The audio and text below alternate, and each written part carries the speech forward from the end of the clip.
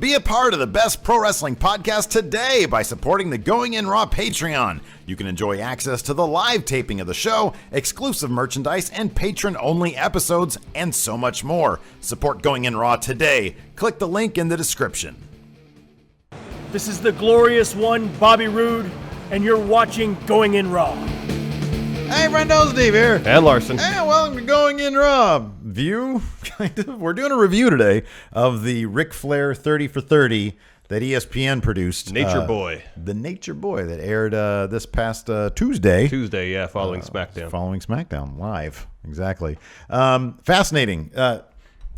In terms of like factually, chronologically, things that happened in his past, nothing we hadn't really heard before. No, I think the WWE produced documentary on Ric Flair covered a lot of the same ground. I mean, they didn't go into some of the aspects of his personal life that were dealt with in this film, and obviously any sort of salacious content. Yeah, was maybe subtly alluded to in WWE's production, whereas in this, they dealt with it a bit more head on. A tad more head on. I mean, there was the big quote that came out of this was he gave his number of women slept with over the years at 10,000, which is a pretty big number. That's a very large number. Very large number. And when he said that, so I didn't think about it, and I wasn't like, wait a second, was there a period when he wasn't married? And I looked it up, and I was like, no. He was married the entire time. And I was like, oh my God. Yeah, because I don't remember who had like 20,000. Was it Wilt Chamberlain? Yeah, maybe. Was it him? It was him. I mean, he said he slept with a lot of women. Somebody said 20,000. As Lemmy from Motorhead, apparently he was like 8,000. And then but Gene Simmons. I don't remember if Wilt Chamberlain. I mean, who has the 20,000 number mark? I think, and that's like the gold standard. I say that tongue in cheek. By the way, 400 women a year for 50 years. Yeah, if my math is right. But I don't remember if Wilt was married or not. Oh, I don't know. I mean, we're both married.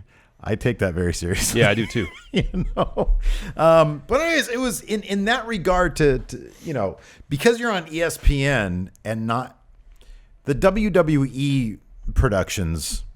I don't really want to call them fluff pieces because they go in depth sometimes. Yeah, they do.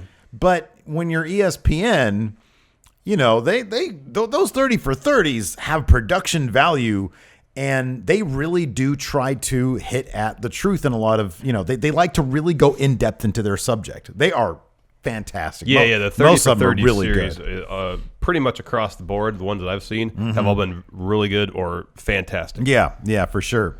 And so Ric Flair is obviously, he is, in my book, probably the greatest pro wrestler of all time. I mean, I don't know a lot before, from the 60s, 50s, 40s, 30s, 20s, and 10s. Yeah. We haven't seen a whole lot of Orville Brown matches, what you're saying. I understand that. Right, exactly. But definitely since... and I'm talking about America as well. Yeah, the era of wrestling that we've been exposed to since we've been alive pretty much.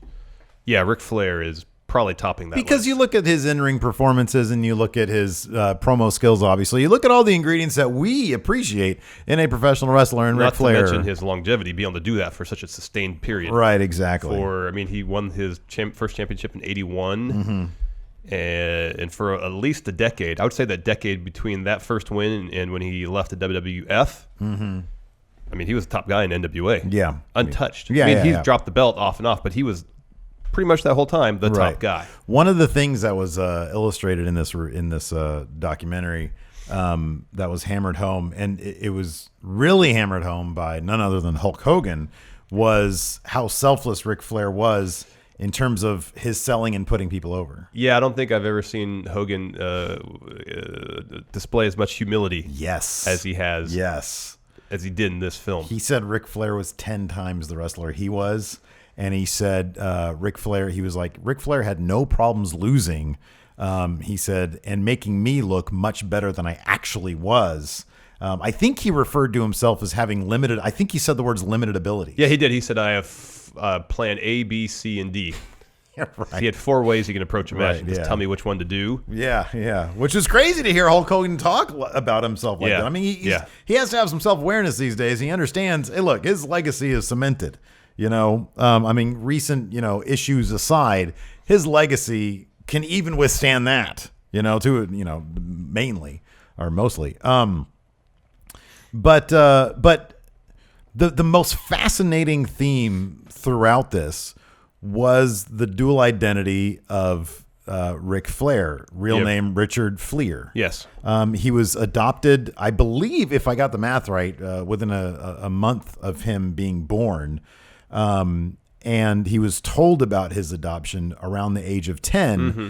But as he got older, he became kind of a troublemaker. Yeah. He healed up in real life. Kind of, yeah. He got sent to a boarding school in his teens, I believe. Mm-hmm. And then he said it was on the eve of Father's Day. His dad had to come down to the jailhouse. He was trying to buy alcohol with a fake ID. Right, yeah. You never hear about people getting caught and like what the consequences are for that. Yeah, I don't know. Apparently you go down to the jailhouse. But his dad had to get him out of that. One thing that especially permeates the entire show for me was something that Triple H said later on. I think there's 2 quotes from different people that we really both hung on to. Yeah, Triple H said, one thing you have to understand about Rick is that he's a consummate liar. And so when Rick talks about his parents, because we talked about this off camera a little bit prior to us even starting the day, really, in that you have to wonder how his relationship with his family, with his parents, affected him growing up. And it seemed, he would talk about them saying, they only ever went to one of my matches. Yeah, said they went to 3 of his professional matches. Right, yeah, 3 of them. They weren't into this, that, and the other thing. I would have loved to, and obviously I really doubt they're alive at this point. It would be interesting to know their take on that, because if you have a kid who's, sometimes kids are just beyond reach at a certain point. You reach out and you reach out, and I mean I've heard this from my mom talking about her friends, that sometimes there's a parent can only do so much before your kid is just out of reach. So I don't know if his situation was such that his bridges were burned because of that, because of adoption issues, which we talked about prior to this as well. We both know people who've been adopted, and there's no issues there beyond. It's just a fact of my life. And I think a lot of that too depends on the family situation, right? Exactly, family in which you're adopted. Because when I first watched it, I didn't watch the whole thing. I stopped with about 15 minutes left, right before they were going to go to talk about Reed. Mm-hmm, and up to that point, the quote that stuck with me was Shawn Michaels saying, I'll paraphrase, that Ric Flair didn't much like Richard Fleer. Yes. But the problem was that Ric Flair was a myth. He was a creation. Yeah.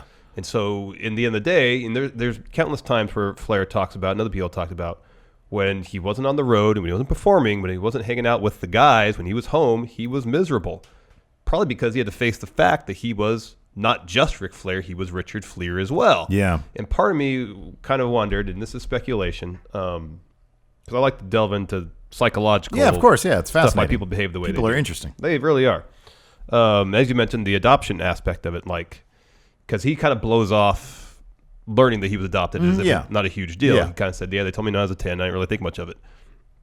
But and even just on a subconscious level to think, okay, I'm adopted. So in a sense, my birth parents rejected me. Mm-hmm. And then, growing up, my parents, as he tells it, this is all through the prism of Ric Flair, my adoptive parents, in a sense, because they didn't seem invested, because he talked about how they were out of town all the time. Yeah. Never went to, or rarely went to his sporting events, rarely seemed interested in what he was interested in himself, that perhaps he felt, in a sense, rejected by his adoptive parents as well. And he found solace in this creation that he made, where he didn't have to be Richard Fleer. He could be Ric Flair. He can be, limousine riding, kiss stealing, jet flying. Jet flying. I still don't know the whole thing. Yeah. I mean, it is absolutely fascinating. my point, my counter to that was, I mean, my thing is this. Number one, the Triple H statement of he's a consummate liar makes me think. And here's the thing, like Rick, he never, there were plenty of things in the documentary he opened up about that. You know, he doesn't look great, and he was fine opening up about it. He even said there was a quote, I forget what the quote is, but it was something along the lines of, I'm never going to be known as the best father. I'm never going to be known as the best husband. I know I wasn't those things, but I might be able to be known as the best professional wrestler. I think right there, that statement is kind of the dichotomy of Richard Fliehr and Ric Flair. Right. Because despite knowing that he'll never be known as the best father or husband, it's like he takes some solace in knowing that he still was Ric Flair. Yeah. But I just thought, I was like, if the dude, if he could get away with everything he was getting away with, I just think, I mean, not to reach too much, but we're seeing these days, especially in the last couple of months, when men especially have power to do something and they can get away with it, they push the boundaries even more. Yeah. And so, it was a fascinating, absolutely fascinating case study. There's a couple other sort of like almost devastating, I mean, beyond the Reed Flair stuff, which we'll get to. Yeah. But there was one statement that his first daughter mentioned, and she said, I got a lot of stuff from him. I just didn't get a lot of time with him. He would bring home dozens of Cabbage Patch Kids for me. Cabbage Patch dolls, yeah. Right, but I never saw him. He never came to my games or anything. And it's like, I don't think that Ric Flair didn't love his kids. He obviously does. Well, his first wife said that he was not a good husband, but he was always a loving father. Yeah.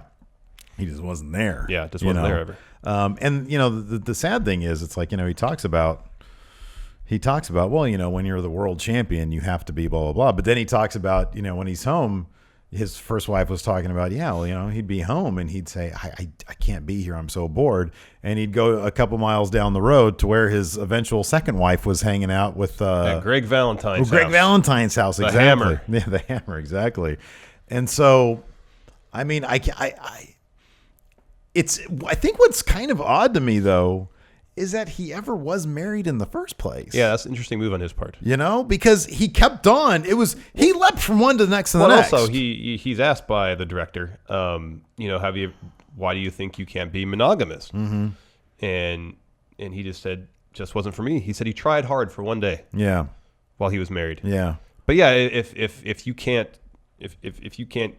stop from sleeping with 10,000 women, yeah, then just don't get married. I would have figured after the first wife, it would just be like, okay, well, I mean, I just don't. I don't know. It's interesting, and it kind of my only qualm with the production in general was that, I mean, rightfully so. If I was interviewing Ric Flair, I'd probably be genuflecting too. I'd probably be like, oh my god, this is great, this is amazing.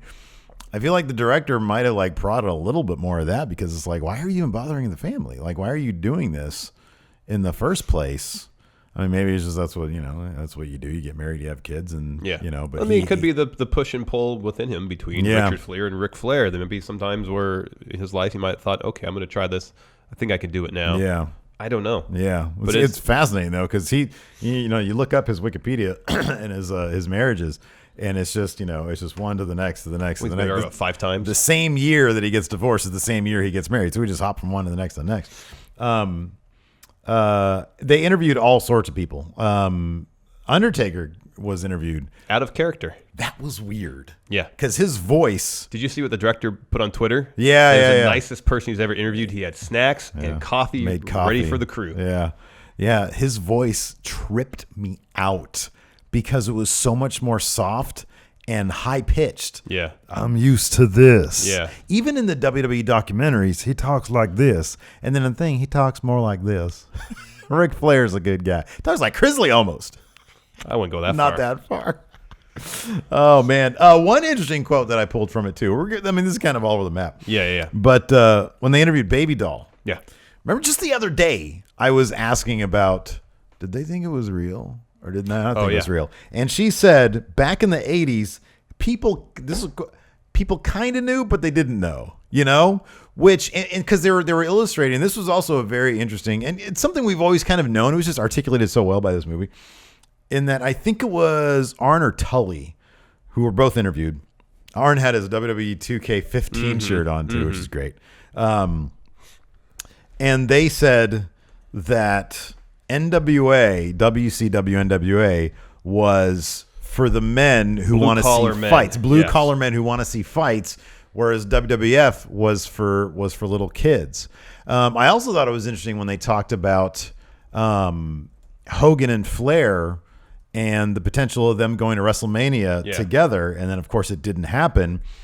It was interesting that Hogan really seemed geeked out for the possibility and disappointed. And Flair, off the bat, said, no, I didn't care. Yeah. He said, we had already kind of ruined it because we had fought like 10 times. But those were all house shows. Yeah, I know. So, it's always interesting to get a read on... It's kind of like during the Scott Hall podcast with Stone Cold when he said, I wasn't, quote, a mark for the belts, for the gold. So it's always kind of interesting to get somebody's take on that. And then he says, we did it. He said, I fought him later plenty of times in WCW. Yeah. And then what did Triple H say to counter that? Oh, they were well past their primes. If it was 10 years earlier, it would have been something else. I'm going to touch on something real quick. Yeah. Kind of referencing something I talked about before. I always got the sense that despite Flair's obvious showmanship, his gravitas, that there were times, even early in his career, where his eyes betrayed a sense of sadness that was kind of lurking within him. And I think that only grew as he got older for various reasons, and obviously after Reed's death, it make total sense. I thought this documentary did a decent job of kind of laying out why. I mean, we have tried to extrapolate why based on what they might have said in there, but ultimately it was just the dichotomy within him of, it seemed like, Richard Fliehr and whatever baggage he had growing up versus the construction of Ric Flair. Yeah. I mean, that's sort of that. I wish that they would have dived into that a little bit more. I'm not sure how much you really can. I mean, he seemed to be as straightforward as he could with every question that they threw at him. Yeah. But I mean, it did. You're right. That is a fascinating one. It was interesting when he was on who was that? Sally Jesse Raphael show? Yeah. With her gym suit, her tracksuit. And people were talking about it being fake, and he kind of dodged the question a little bit. Because at the end of the day, you're kind of like, I'm not going to say a fake champion necessarily, because obviously we know that there was a reason that he was the world champion. And there was metrics that he checked off, and if you're a boxing champ, it's because you just knocked the other person on the mat or you score points with the judge. But those are, criteria all the same. Yeah. But I mean, when you are living your life day to day as a mythical figure and not a real person, I mean,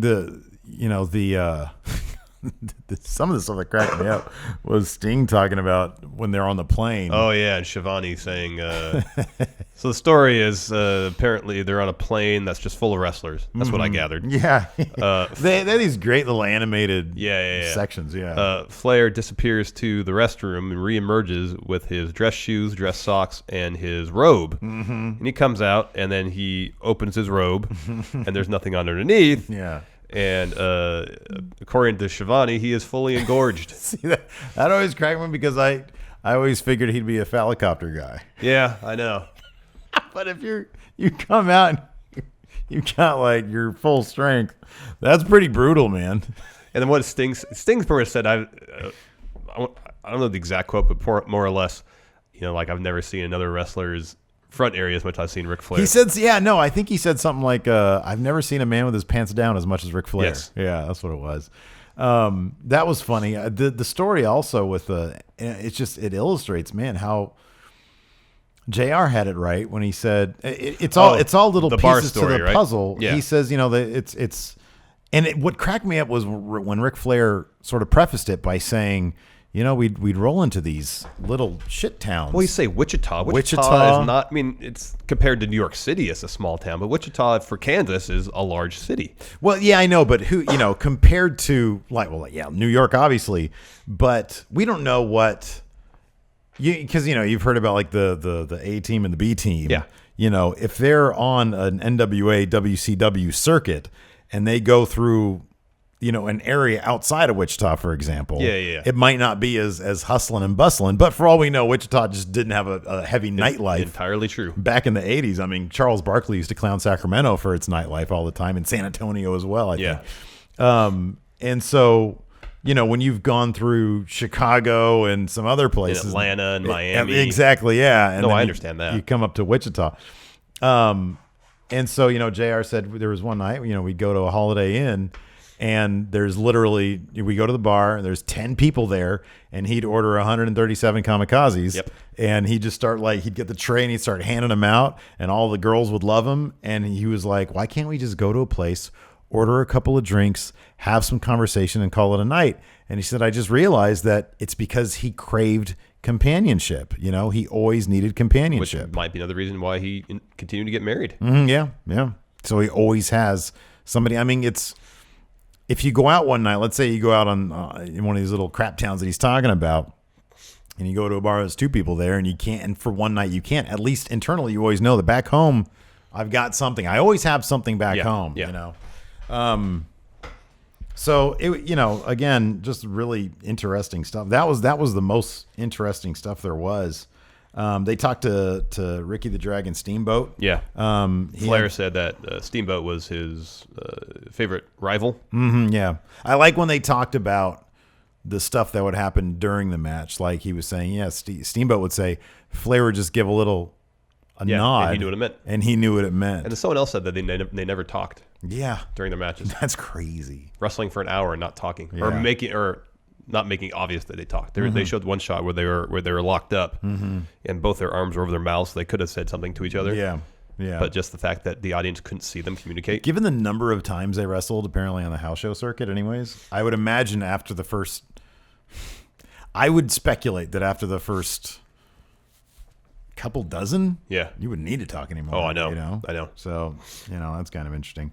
They got into the Reed stuff, which was absolutely devastating. Now, I had mentioned the comment his daughter made about the Cabbage Patches. You said that something David said really brought you down. Oh, just that he was never home. Yeah. And then I don't remember if it was David or one of his other children said, he would tell his kids, I'll be there for your basketball game, for example, and then he wouldn't show. And David said specifically, that's why I make sure my kids never have to do that. I'm always there for them. Because I think the thing that really sort of, especially when they started talking about Reed, that really dragged me down and made me kind of emotional was, when they would show the footage of Reed as just like a little kid, and then Ric Flair, who's like Ric Flair, and he's being all daddy to him, and he really did seem to really love. I mean, you have to think, dude, to have the amount of success that Ric Flair has had for his passion. It's like they interviewed Michelle Beadle, and she said Ric Flair simply just had that it factor that you can't put your finger on. We call it charisma, whatever you want to call it, natural charisma. Intangibles. And he had so much of it. And just, when they would go in close up on him on the TV, back in the day, especially when he's delivering promos, it's like, holy crap, you feel it. Yeah. You really feel it. You have to have, I honestly think part of that is just a ton of, and it's intangible, but passion and heart. I think that's a thing that could be, maybe not scientifically measured, but it can be measured in some degree. Yeah, it turns out people react to you. And so you see him with his kids, and there's a palpable passion and love and energy there. And so to see the stuff with him and his kid, it's as fathers ourselves, it hits home exceptionally or especially hard, because it's oh my God, I couldn't imagine not being there for my kids. I don't know how somebody can do that. And so when David Flair said that, it's oh my God, yeah. But then they go into the Reed Flair stuff, and they interview Charlotte.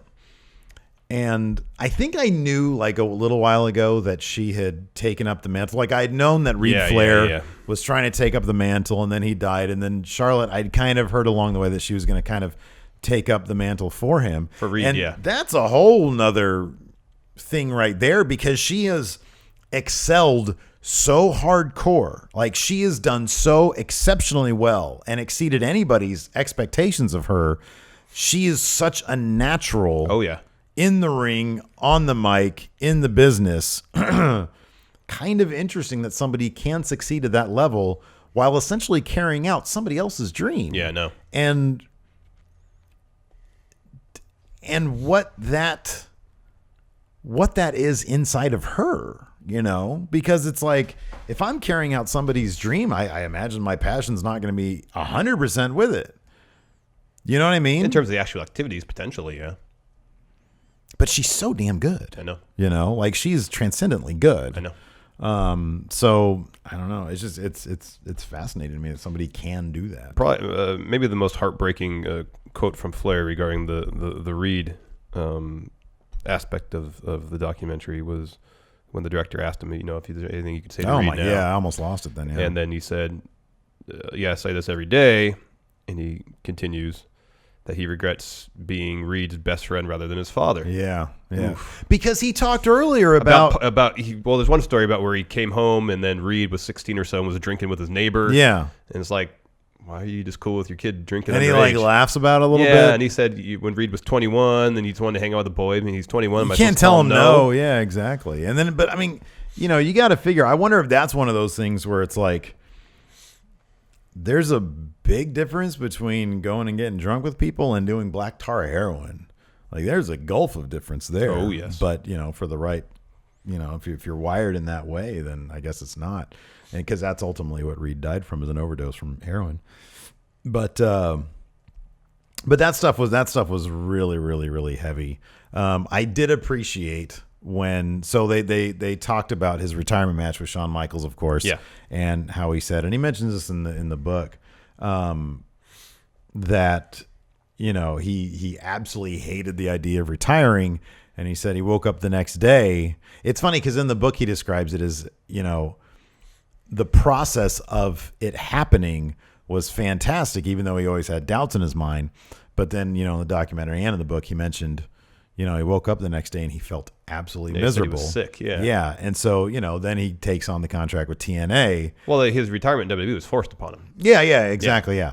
And JR said, well, you know, people love Ric Flair, but the government wants Richard Flair to pay his taxes, you know, and he needed the money. But I think it wasn't just that he needed the money. I think the guy just loved the spotlight. I think he loved being Ric Flair, because if you retire that, then you're essentially dead. If that's what you've been living for all that time. Yeah, if you define yourself by Ric Flair, the performer, then if that performer retires, then you have to come face to face with being Richard Flair. Yeah.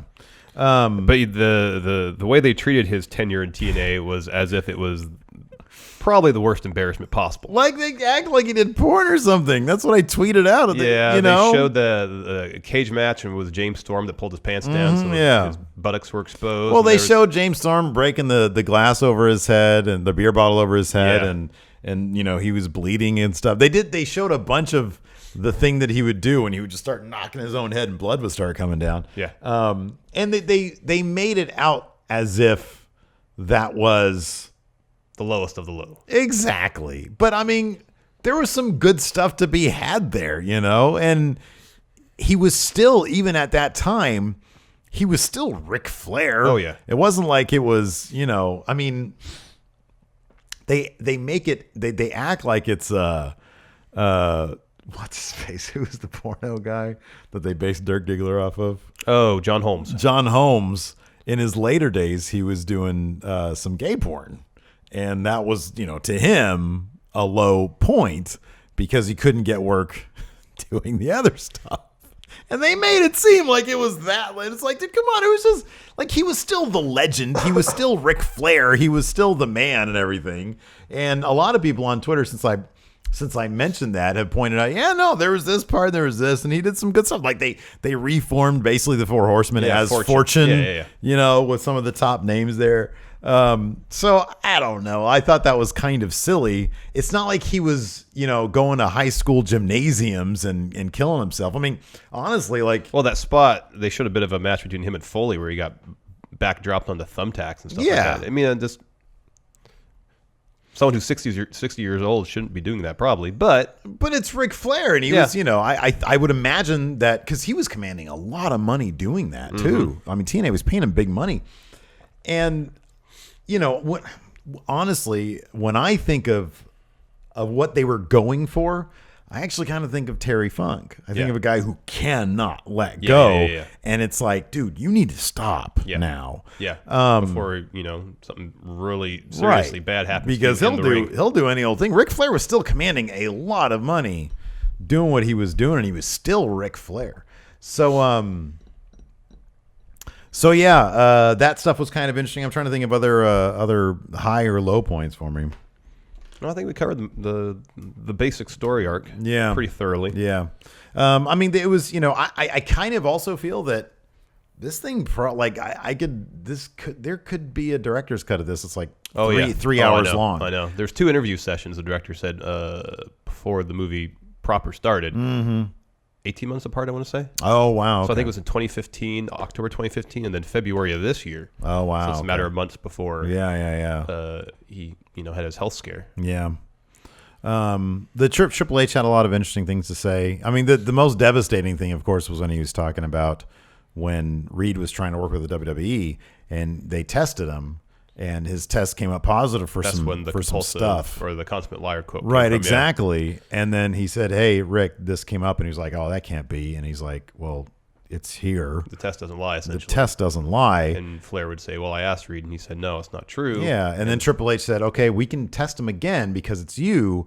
And I'm telling you now that we're going to test him so he knows that he's going to be tested. And then it comes back even worse than the first one. So, and he even said he punctuated, and this is again one of the more interesting bits, and sort of sums everything up. He says, Flair, in a lot of ways, I use it as an example of what not to do in the business to young and upcoming talent, because you risk losing yourself in the end and putting yourself, I think he said, in a precarious situation, essentially. Because as we all know, he's always had money problems, because his philosophy has always been, if you make money, you spend money. Well, because he wanted to live the lifestyle of Ric Flair, of the character. So, earlier in the movie, he talked about when he first started making really good money, one of the first things he bought was a limousine. Yeah. I've never even I've never ever thought, hey, if I make it big, I really want to buy a limousine. Yeah. Like, you rent a limousine at, for special occasions. Yeah, no.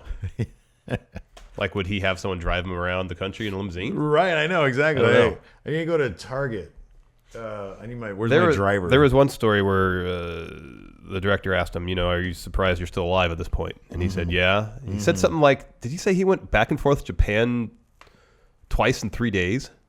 Or something like that? Something like that, yeah. That he was drinking the whole time. The story with him and the psychiatrist. Oh, that was really, really good. It was really interesting. So yeah, it's probably going to be running ad nauseum on ESPN. Oh yeah, and usually if you have a cable service with on demand stuff, it's usually ESPN's pretty good about put their 30 for 30s up pretty quickly. Yeah, and it should make its way to Netflix at some point, because a lot of 30 for 30s are on there too. Yeah, I'd imagine so. So definitely check it out. your local cable provider. For future airings. This is not an advertisement for the show. It's just really interesting viewing. That's more public service on my part. We recommend it. Yes. Yeah, exactly. Anyways, that's it for now. Thanks for watching. Until next time, we'll talk to you guys later. Bye.